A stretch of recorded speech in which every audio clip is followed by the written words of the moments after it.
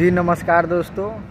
देखिए, pan card आधार card से link नहीं है तो सरकार का नया नियम आ गया है।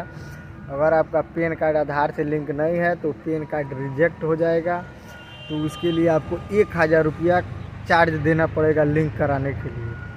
सरकार चार्ज भी ले रही है। उसके अलावा एक अदर वेबसाइट बना दी है जिससे आप फ्री में पैन कार्ड बना सकते हैं नया। वो पैन नंबर बदल जाएगा, पुराना वाला जो आधार लिंक नहीं है वो रिजेक्ट हो जाएगा और दूसरा आपको पैन नंबर मिल जाएगा।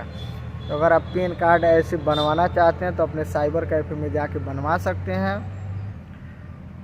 और जो साइबर कैफ़े वाले हैं, अगर आपको मालूम नहीं है तो आप बोलिएगा तो उसका वीडियो बना दूंगा मैं, कहाँ से फ्री में पैन कार्ड बन रहा है। एक भी चार्ज नहीं ले रही है सरकार। जो 150-200 में लोग पैन कार्ड बनाते हैं उसका मुफ्त में सरकार बनवा रही है। बना लीजिए।